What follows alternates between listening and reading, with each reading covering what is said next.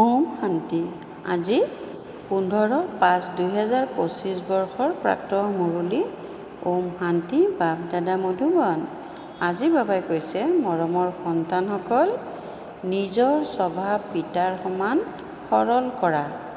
তোমালোকৰ কোনো অহংকাৰ থাকিব নালাগে।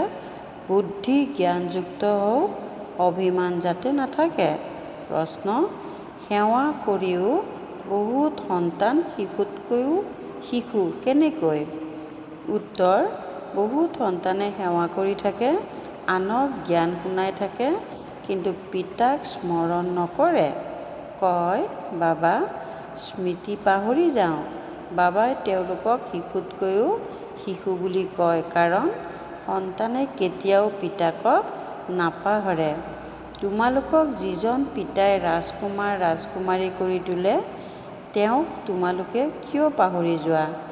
যদি পাহৰি যোৱা, তেন্তে উত্তৰাধিকাৰ কেনেকৈ পাবা? তোমালোকে হাতেৰে কাম কৰিও পিতাক স্মৰণ কৰিব লাগে। ওম শান্তি। পঢ়াৰ লক্ষ্য উদ্দেশ্যটো সন্তানসকলৰ সন্মুখত আছে। সন্তানসকলে এইটোও জানে যে পিতা সাধাৰণ শৰীৰত বিৰাজমান হৈ আছে, তাকো বৃদ্ধ শৰীৰত। তাততো যদিও বৃদ্ধ হয়, তথাপিও আনন্দিত হৈ থাকে যে মই শিশু হ'মগৈ।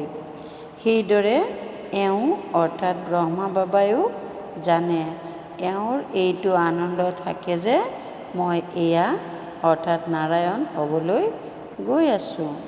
শিশুৰ নিচিনা চলন হৈ যায়, শিশুৰ দৰে সৰল হৈ থাকে। অহংকাৰ আদি একোৱেই নাই, জ্ঞানযুক্ত বুদ্ধি। এওঁৰ যেনেকুৱা তোমালোক সন্তানসকলৰো তেনেকুৱা হোৱা উচিত। বাবা আমাক পঢ়াবলৈ আহিছে, আমি এনেকুৱা হ'মগৈ। গতিকে তোমালোক সন্তানসকলৰ অন্তৰত এইটো আনন্দ থকা উচিত নহয় জানো, যে মই এই শৰীৰ ত্যাগ কৰি এয়া দেৱী দেৱতা হ'মগৈ। ৰাজযোগ শিকি আছোঁ। কনিষ্ঠ সন্তান অথবা জ্যেষ্ঠ সকলোৱে শৰীৰ এৰিব। সকলোৰে বাবে পঢ়া একেই। এওঁ কয়, মই ৰাজযোগ শিকোঁ, আকৌ গৈ ৰাজকুমাৰ হ'মগৈ। তোমালোকেও কোৱা, আমি ৰাজকুমাৰ ৰাজকুমাৰী হ'মগৈ। তোমালোকে ৰাজকুমাৰ ৰাজকুমাৰী হ'বলৈ পঢ়ি আছা। অন্তিমত স্থিতি অনুসৰিয়ে গতি হৈ যাব। বুদ্ধিত এইটো নিশ্চয় আছে যে আমি ভিকহুৰ পৰা ৰাজকুমাৰ ৰাজকুমাৰী হ'বলৈ গৈ আছোঁ। এই ভিকহুৰ সৃষ্টিখনেই নাশ হৈ যাব। সন্তানসকল বহুত আনন্দিত হৈ থকা উচিত। পিতাই সন্তানসকলকো নিজৰ সমান কৰি তোলে। শিৱ বাবাই কয়, মইতো ৰাজকুমাৰ ৰাজকুমাৰী হ'ব নালাগে। এইজন বাবাই কয়, মইতো হ'ব লাগে নহয়। মই পঢ়ি আছোঁ, এয়া হ'বৰ বাবে। ৰাজযোগ হয় নহয়। সন্তানসকলেও কয়, আমি ৰাজকুমাৰ ৰাজকুমাৰী হ'মগৈ।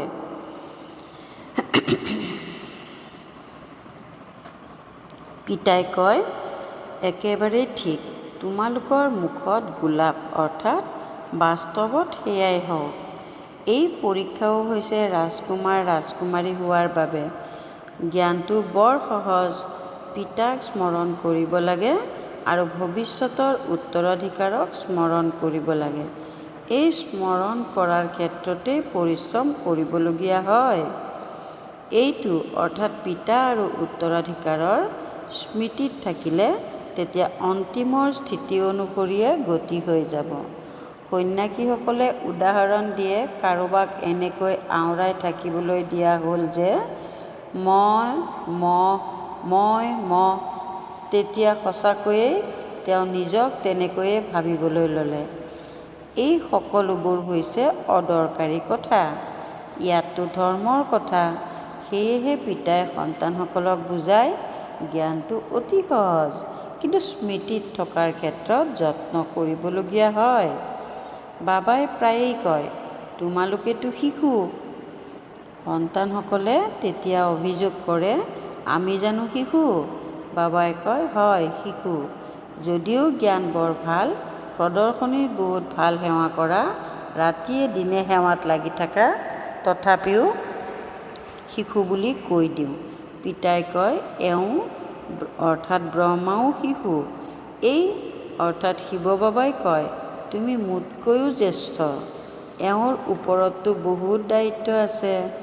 যাৰ ওপৰত দায়িত্ব বেছি তেওঁ বহুত খেয়াল কৰিবলগীয়া হয়। কিমান খবৰ পিতাৰ ওচৰলৈ আহে, সেইবাবে আকৌ পুৱা উঠি স্মৰণ কৰাৰ চেষ্টা কৰে। উত্তৰাধিকাৰটো তেওঁ অৰ্থাৎ শিৱ বাবাৰ পৰাই ল'ব লাগে। সেয়েহে পিতাক স্মৰণ কৰিব লাগে। সকলো সন্তানকে নিতৌ বুজাওঁ, মৰমৰ সন্তানসকল, তোমালোক স্মৃতিৰ যাত্ৰাত বৰ দুৰ্বল, জ্ঞানত যদিও ভাল, কিন্তু প্ৰত্যেকেই নিজৰ অন্তৰক সোধা, মই পিতাৰ স্মৃতিত কিমান সময় থাকোঁ? বাৰু, দিনত বহুত কাম আদিত ব্যস্ত হৈ থাকা। আচলতে কাম কৰি থাকিও স্মৃতিত থাকিব পাৰা। প্ৰবাদো আছে, হাতেৰে কাম কৰি থাকিবা, বুদ্ধি তাত লগাই ৰাখিবা। যেনেকৈ ভক্তিমাৰ্গত যদিও পূজা কৰি থাকে, বুদ্ধি অন্যফালে পেচাগত কাম কাজ আদিৰ ফালে যায়, অথবা যদি কোনোবা স্ত্ৰীৰ স্বামী বিলাতত আছে, তেন্তে তেওঁৰ বুদ্ধি তালৈ গুচি যাব, যাৰ সৈতে বেছি সম্পৰ্ক আছে। গতিকে যদিও সেৱা ভালকৈ কৰা, তথাপি পিতাই শিশু বুদ্ধি বুলি কয়। বহুত সন্তানে লিখে, মই পিতাৰ স্মৃতি পাহৰি যাওঁ।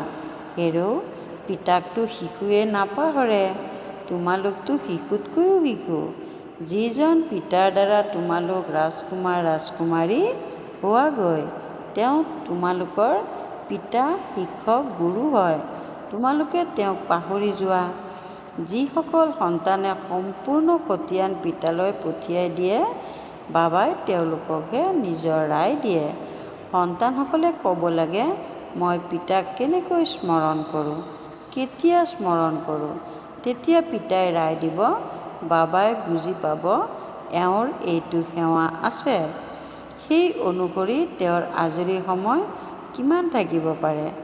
চৰকাৰী চাকৰি কৰাসকলৰ আজৰি সময় বহুত থাকে।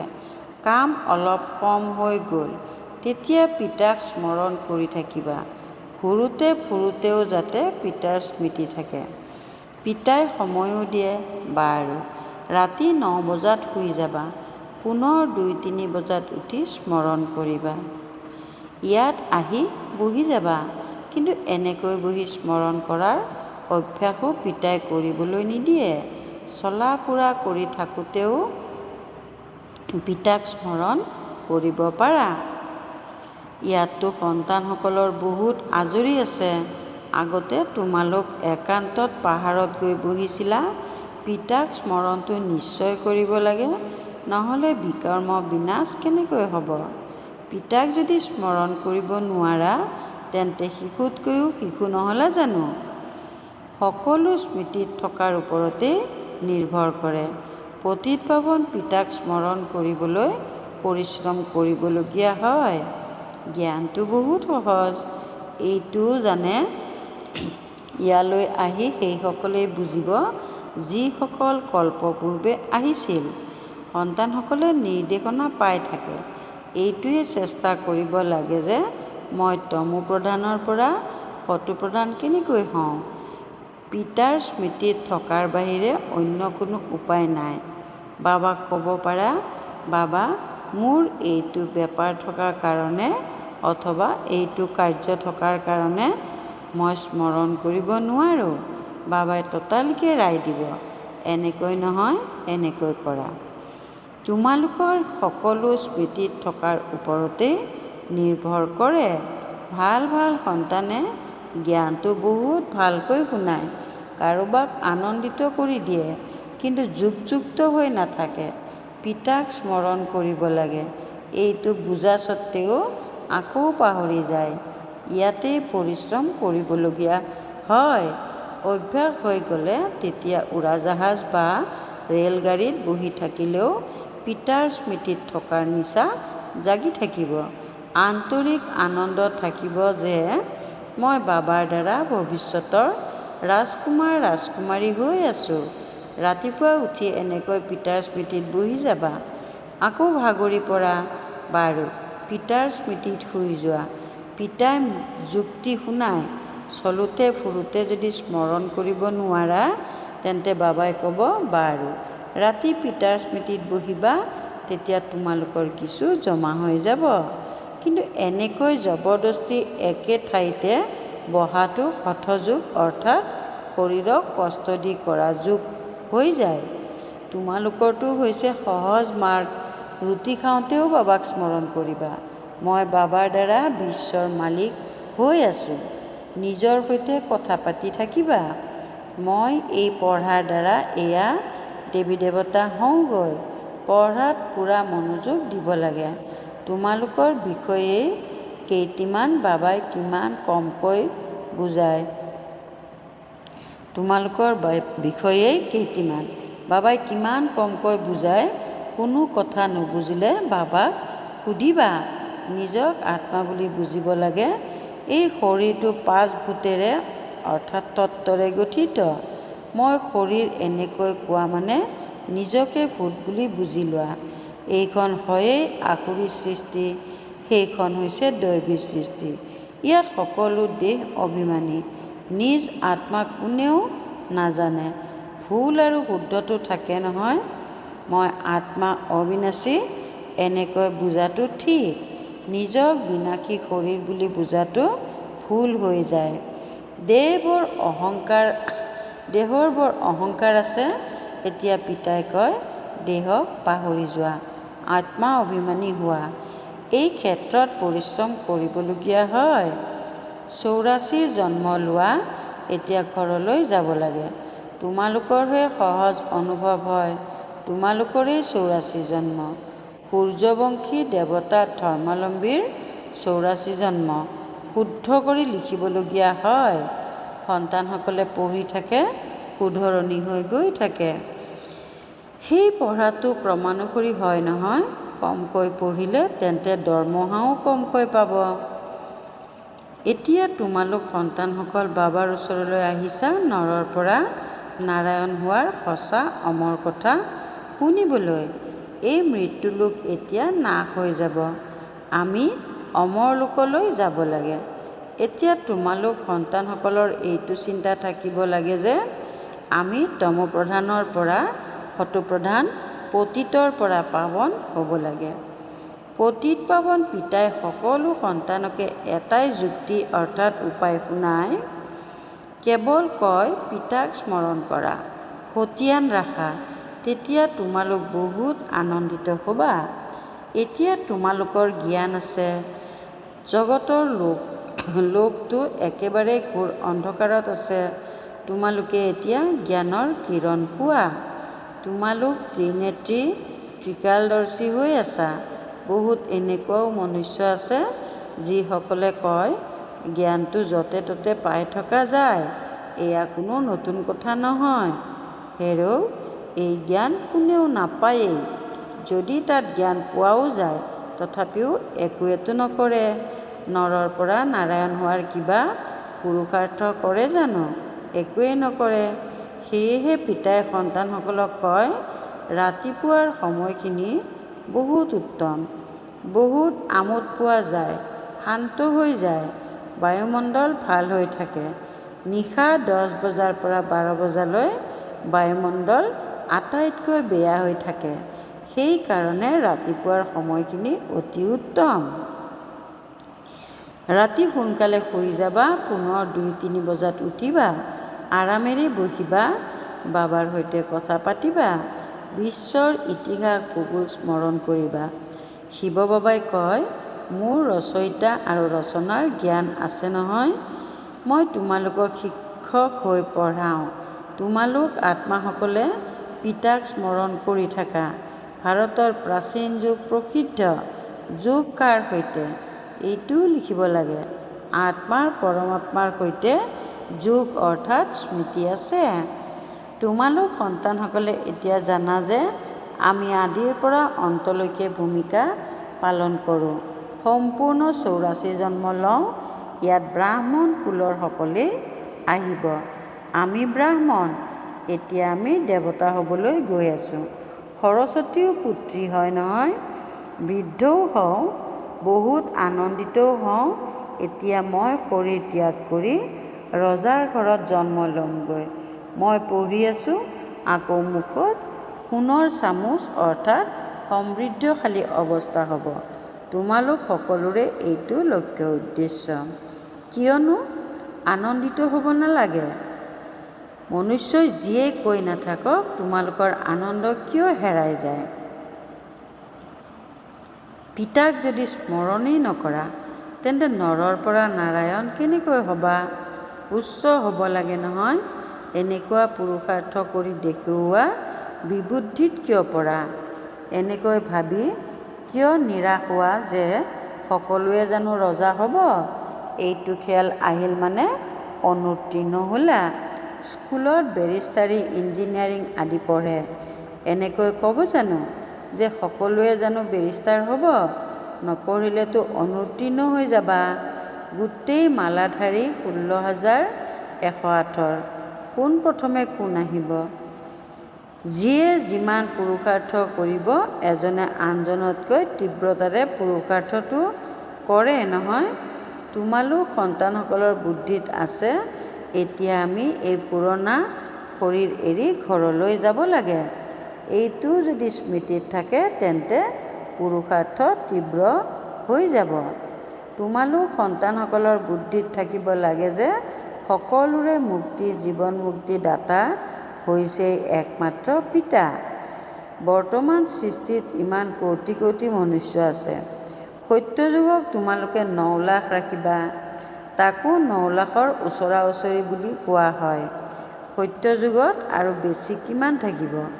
ৰাজ্যত কিছুসংখ্যক লোকটো লাগে নহয়। এয়া ৰাজ্য স্থাপনা হৈ আছে। বুদ্ধিয়ে কয়, সত্যযুগত বৃক্ষ বহুত সৰু হয়, অতি সুন্দৰ, নামেই হৈছে স্বৰ্গ, পেৰাডাইজ। তোমালোক সন্তানসকলৰ বুদ্ধিত গোটেই চক্ৰ ঘূৰি থাকে। এয়াও যদি সদায় ঘূৰি থাকে তেতিয়াও ভাল।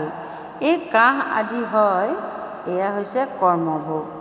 এয়া পুৰণি জোতা, নতুনটো ইয়াত পোৱা নাযায়। মই পুনৰ জন্মটো নলওঁ, কোনো গৰ্ভতো প্ৰৱেশ নকৰোঁ। মইতো সাধাৰণ শৰীৰত প্ৰৱেশ কৰোঁ। তোমালোকৰ এতিয়া বানপ্ৰস্থ অৱস্থা। এতিয়া বাণীৰ সিপাৰে শান্তিধামলৈ যাব লাগে। যেনেকৈ ৰাতিৰ পৰা দিন, দিনৰ পৰা আৰু ৰাতি নিশ্চয় হয়, তেনেকৈ পুৰণি সৃষ্টিৰ নিশ্চয় বিনাশ হ'ব। এই সংগম যুগ নিশ্চয় পূৰা হৈ সত্যযুগ আহিব। সন্তানসকলে স্মৃতিৰ যাত্ৰাৰ প্ৰতি বহুত ধ্যান দিব লাগে, যিটো এতিয়া বহুত কম। সেইবাবে বাবাই শিশু বুলি কয়। শিশুৰ দৰে আচৰণ কৰি দেখুওৱা। এনেকৈ কয় যে বাবাক স্মৰণ কৰিব নোৱাৰোঁ, তেন্তে শিশু বুলিয়েই ক'ম নহয়। তোমালোক শিশু, পিতাক পাহৰি যোৱা নেকি? অতিকৈ মৰমৰ পিতা, শিক্ষক, গুৰু আধাকল্পৰ আটাইতকৈ মৰমৰ। তেওঁক পাহৰি যোৱা। আধাকল্প দুখত তোমালোকে তেওঁক স্মৰণ কৰি আহিছা। হে ভগৱান, আত্মাই শৰীৰৰ দ্বাৰা কয় নহয়, এতিয়া মই আহিছোঁ, যথা ৰীতিৰে স্মৰণ কৰা। বহুতক ৰাস্তা দেখুৱাবা। অনাগত দিনত বহুত বৃদ্ধি হৈ থাকিব। ধৰ্মৰ বৃদ্ধিটো হয় নহয়। দৃষ্টান্ত হিচাপে অৰবিন্দ ঘোষৰ কথা ক'ব পাৰি। আজি তেওঁৰ কিমান কেন্দ্ৰ আছে। এতিয়া তোমালোকে জানা যে সেই সকলোবোৰ হৈছে ভক্তি মাৰ্গ। এতিয়া তোমালোকে জ্ঞান পাইছা, এই পুৰুষোত্তম হোৱাৰ জ্ঞান। তোমালোক মনুষ্যৰ পৰা দেৱতা হোৱাগৈ। পিতা আহি সকলো লেতেৰা কাপোৰ অৰ্থাৎ আত্মাৰ বিকাৰৰূপী মলি চাফা কৰে। তেওঁৰেই মহিমা আছে। মুখ্য হ'ল পিতাৰ স্মৃতি। জ্ঞানটো বহুত সহজ। মুৰুলি পঢ়ি শুনাবা, স্মৰণ কৰি থাকিবা। স্মৰণ কৰোঁতে কৰোঁতে আত্মা পবিত্ৰ হৈ যাব। পেট্ৰল পাই থাকিবা, তাৰ পাছত আত্মা দৌৰিব। এয়া শিৱ বাবাৰ বৰযাত্ৰী বুলিয়ে কোৱা বা সন্তান বুলিয়ে কোৱা। পিতাই কয়, মই আহিছোঁ তোমালোকক কাম চিতাৰ পৰা নমাই এতিয়া যোগ চিতাত বহুৱাওঁ। যোগৰ দ্বাৰা স্বাস্থ্য, জ্ঞানৰ দ্বাৰা সম্পত্তি পোৱা যায়। ভাল বাৰু। অতি মৰমৰ কল্পৰ পাছত পুনৰাই মিলিত হোৱা সন্তানসকলৰ প্ৰতি মাতা পিতা বাপ দাদাৰ স্নেহপূৰ্ণ স্মৰণ আৰু সুপ্ৰভাত। আত্মিক পিতাৰ আত্মিক সন্তানসকলৰ প্ৰতি নমস্কাৰ। ধাৰণাৰ বাবে মুখ্য সাৰ 1 নম্বৰ, লক্ষ্য উদ্দেশ্য সন্মুখত ৰাখি আনন্দিত হৈ থাকিব লাগে। কেতিয়াও নিৰাশ হ'ব নালাগে। এইটো খেয়াল কেতিয়াও আহিব নালাগে যে সকলোৱে জানো ৰজা হ'ব। পুৰুষাৰ্থ কৰি উচ্চ পদবী ল'ব লাগে। 2 নম্বৰ, আটাইতকৈ মৰমৰ পিতাক অতি মৰমেৰে স্মৰণ কৰিব লাগে। এই ক্ষেত্ৰত শিশুৰ দৰে হ'ব নালাগে। স্মৰণ কৰিবৰ বাবে ৰাতিপুৱাৰ সময়খিনি ভাল। আৰামেৰে শান্তিত বহি স্মৰণ কৰা। বৰদান, যজ্ঞ সেৱাৰ দ্বাৰা সৰ্বপ্ৰাপ্তিৰ প্ৰসাদ প্ৰাপ্ত কৰোঁতা সৰ্বাংগীন সেৱাধাৰী হোৱা। যজ্ঞ সেৱাৰ দ্বাৰা সৰ্বপ্ৰাপ্তিৰ প্ৰসাদ প্ৰাপ্ত কৰোঁতা সৰ্বাংগীন সেৱাধাৰী হোৱা। সংগম যুগত সৰ্বাংগীন সেৱাৰ সুযোগ পোৱা এয়াও ড্ৰামাত এক প্ৰকাৰৰ লিফ্ট। যিয়ে স্নেহেৰে যজ্ঞৰ সৰ্বাংগীন সেৱা কৰে তেওঁলোকৰ সৰ্বপ্ৰাপ্তিৰ প্ৰসাদ স্বতঃ প্ৰাপ্ত হৈ যায়।